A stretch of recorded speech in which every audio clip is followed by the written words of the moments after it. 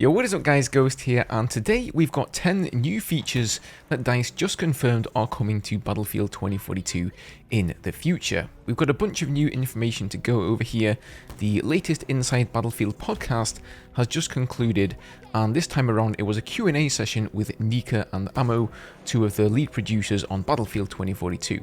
Now, needless to say, the community had a lot of interesting questions for them on the future of the game, and they had a lot of interesting answers. It was fairly long, about an hour in length, so I'm going to do my best to squash it down here and give you guys the most important bits. Before we begin though, if you do enjoy the content, hit that subscribe button so you don't miss out on any future Battlefield videos. A big thank you to everyone for hitting 41,000 subs, so let's keep pushing and see how fast we can get to 42,000. So to kick things off here, one of the first questions was on all chat and whether or not that will be available or not. Now, if you watched my video the other day, then you'll know that Tom basically gave that away in the live stream the other day, but just to confirm, yes, all chat will be making a return to Battlefield with 2042.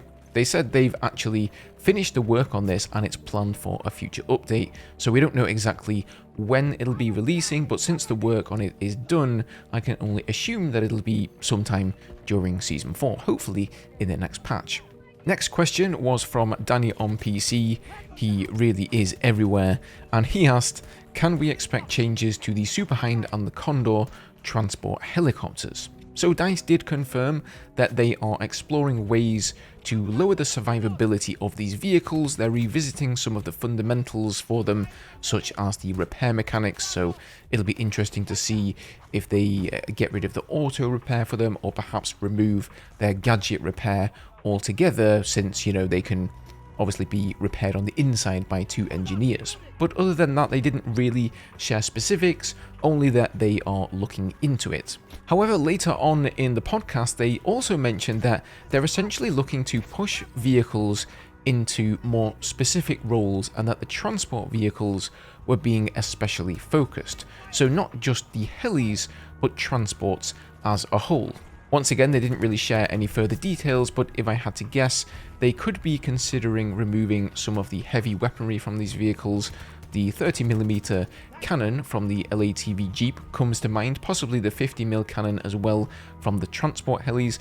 Obviously that's just, you know, speculation on my part though, but I guess we'll see. Another interesting question came in about assist counts as kill, and if there were any plans to bring that back as it has been in previous games before. So they said that for 2042, the focus was more on the outcome rather than the intention of somebody's act. So in previous games, if you were trying to kill somebody, you did like 90 damage, ran out of ammo, and somebody else got the kill, you would also be awarded a kill because that was your intention. But now they reward you proportionally based on how much you contribute. But it's obviously pretty basic, so any kind of assist is worth, I think it's 10 points, and a kill is worth 20.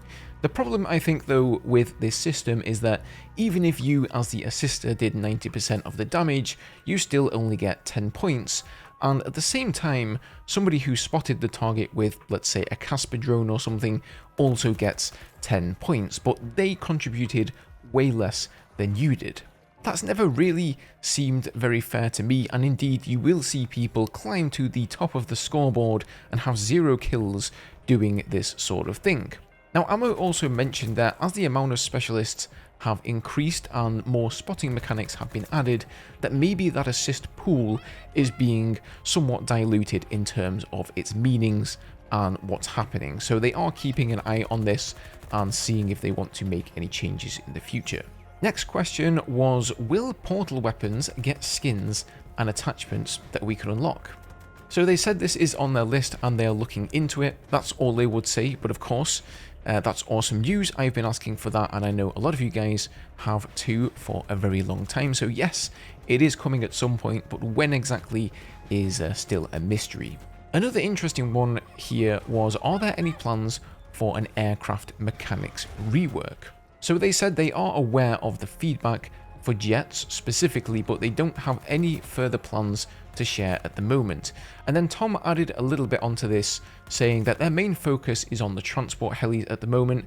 But they've seen the feedback around jets, but the feedback they got was mostly for major changes and a major overhaul, and they don't really have anything planned in that regard. So there you go. If you were hoping for a complete flight mechanics overhaul, it ain't gonna happen, unfortunately. Sad, but I can't say that I'm surprised. Now the next question was, can we expect thermals on tanks? And they said this is something that they're looking into. They mentioned that this was of course a feature in Battlefield 3 and 4, flicking between that black and white thermal vision and spotting the infantry coming up to you. So it sounds like it'll be coming at some point, no idea when though. I find this quite surprising. Thermal scopes in BO3 and 4 on tanks, and especially on the attack helicopter, were really overpowered. And we've all seen how good thermals are in 2042 as well. So yeah, I mean, I like using tanks, so I'm all for it, man. But this is probably going to be quite the game changer. Another user asked, are more gadgets planned for the future? So the answer to this was a resounding yes. They are working on the new Season 5 gadget right now, in fact. So while Season 5 will not have a new specialist, it will have a new map, and now we know a new gadget as well, and I'm sure it'll bring some new weapons and maybe even a new vehicle with it as well. They also said that going forward, gadgets will now be developed around classes instead of specific specialists, and they'll be taking a bird's eye view of which classes are lacking in the gadget department, and then making their selection based on that, or possibly if another gadget needs a counter. Next, they confirmed that there will be another mid-season themed event for Season 4, so just like the past 2 seasons, and at this time it is called Leviathan Rising. It'll contain a new game mode and rewards, much like the other events. They also once again confirmed that they are looking into squad management tools. They'll have more on that in the future, but it won't be coming during Season 4, so it might be quite a while until we get our hands on those changes. Now, another user asked if medic and ammo crates will be reworked to no longer have a cooldown on resupply. So the way I interpret this is that currently, if you step into the medic box's area of effect, it'll heal you, but if you take damage again and then step back into the medic crate, it won't heal you instantly. There's like a short cooldown there, and the same thing goes for the ammo crate. So they confirm that this is on their to-do list. Again, no time frame here, and it'll just come when it's ready. And the final question here was from Anonymous69, and he asked, can the team please lower the end of round timer length? Currently it's faster to leave a lobby and search for a new game than to stay in the lobby and wait it out. So apparently they are working on a lot of improvements for end of round throughout Season 4. We've already seen them significantly reduce the insertion time. You now no longer deploy automatically either once the game starts, which is a really nice change there. So yeah, you know, apparently they're not done yet. This is just the beginning, and things will be getting even faster during Season 4. So very interesting stuff there. I wish I had, you know, more concrete details and timeframes for you guys, but it's at least great to hear that these new features and changes are coming to the game. Now, if you missed yesterday's video on the new assault rifle, the RM68, you should go and check that out. It's really, really good. Probably the best assault rifle in the game at the moment. But otherwise, thank you guys for watching. As always, have a good one, and I'll see you later.